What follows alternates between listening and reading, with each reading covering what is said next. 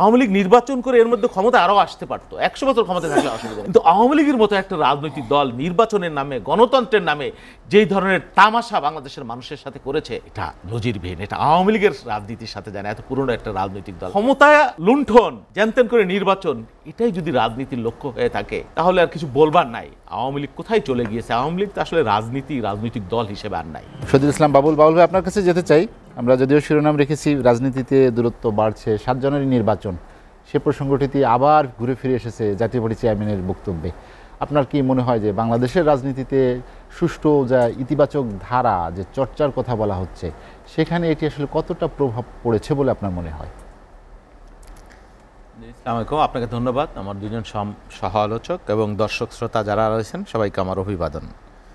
এটা তো চিরন্তন সত্য, বাংলাদেশের যে রাজনৈতিক বাস্তবতা, এই বাস্তবতা বাংলাদেশের সামগ্রিক সমস্ত ব্যবস্থার উন্নয়ন, উৎপাদন, গণতান্ত্রিক ব্যবস্থা যাই বলেন সব কিছুর অন্তরায়।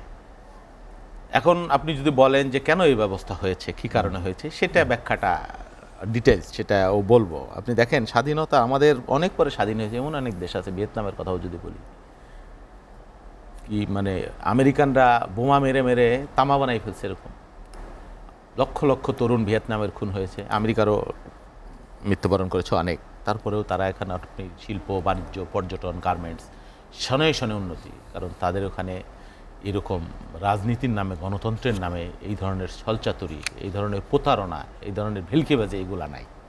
হ্যাঁ, তাদের ওইখানে চেতনার নামে, মানে কি বলবো, মানুষ হত্যা, চেতনার নামে লুণ্ঠন, চেতনার নামে ভোট ডাকাতি, চেতনার নামে গণতন্ত্র হত্যা, এইসব কোনো কিছু নাই। আমাদেরও একটা মানে অমিত সম্ভাবনার দেশ। হ্যাঁ, আমরাও উন্নতি করেছি, নিশ্চয়ই করেছি, অসত্য তো না, কিন্তু যেইভাবে আমরা করতে পারতাম সেইভাবে আমরা করতে পারিনি। এখনও দারিদ্র, তারপরে ক্ষুধা, তারপরে সংঘাত, সহিংসতা, দুর্নীতি, লুটপাট, এই সমস্ত যে ব্যাধি, এগুলো আমাদেরকে আষ্টে পৃষ্ঠে গ্রাস করেছে।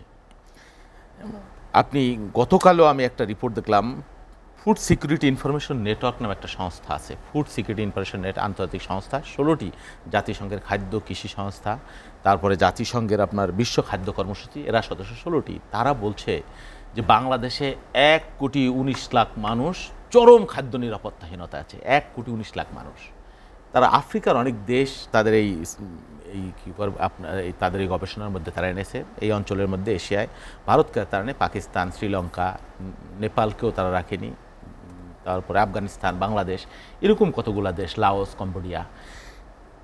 আপনি সেখানে তার মধ্যে বাংলাদেশের 11% বেশি মানুষ এই চরম খাদ্য নিরাপত্তাহীনতার মধ্যে বাস করছে। তারা বলছে এই সংখ্যাটা পাকিস্তানে 1,10,00,000, তাদের জনসংখ্যা কিন্তু 23.5 কোটি, আর আমাদের কিন্তু 18 কোটি। তার মানে তারা 7.5% মতো মানুষ এখনো আমরা যাদেরকে গালি দিই।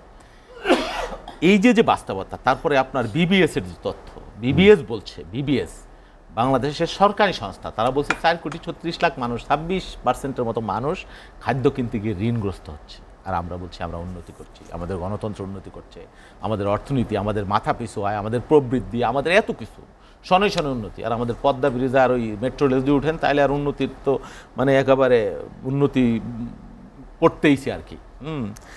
এইসব কথাই বলতে পারবেন না। এই যে বাস্তবতা, এগুলো কেন হলো? এই যে রাজনৈতিক অস্থিতিশীলতা, এই যে গণতন্ত্রহীনতা, হ্যাঁ, এবং এই যে কূটনৈতিক সংকট, নানাবিধ অর্থনৈতিক সংকট, একটার সাথে একটা সংকট থেকে অনেকগুলো সংকটে তৈরি হয়েছে।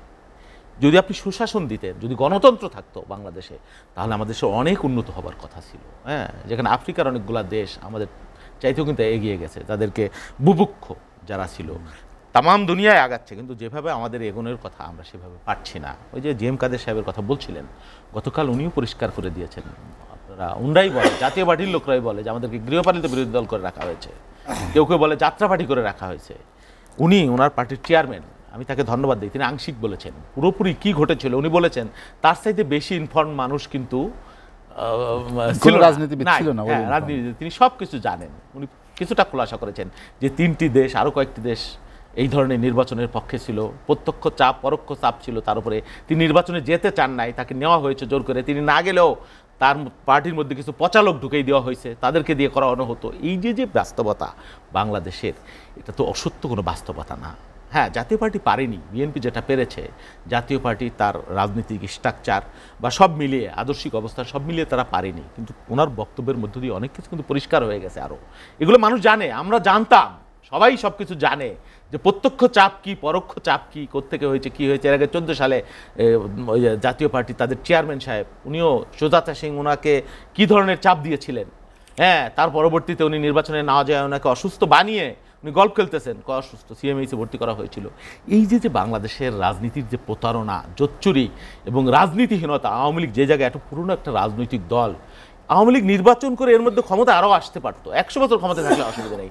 কিন্তু আওয়ামী লীগের মতো একটা রাজনৈতিক দল নির্বাচনের নামে, গণতন্ত্রের নামে যেই ধরনের তামাশা বাংলাদেশের মানুষের সাথে করেছে, এটা নজিরবিহীন। এটা আওয়ামী লীগের রাজনীতির সাথে জানে, এত পুরনো একটা রাজনৈতিক দল। আমি দুঃখ করি যে শোনেন, ক্ষমতা লুণ্ঠন, জ্যানতেন করে নির্বাচন, এটাই যদি রাজনীতির লক্ষ্য হয়ে থাকে তাহলে আর কিছু বলবার নাই। আওয়ামী লীগ কোথায় চলে গিয়েছে? আওয়ামী লীগ তো আসলে রাজনৈতিক দল হিসেবে আর নাই, তারা একটা প্রশাসনিক নির্ভর, গোটা আওয়ামী লীগ বিদেশ নির্ভর এবং একটা প্রশাসন নির্ভর একটা রাজনৈতিক দল। ওয়ালটন ফ্রিজ কিনে অনেকের মতো আপনিও হয়ে যেতে পারেন মিলেনিয়াল। সেরা পণ্যের সেরা অফার।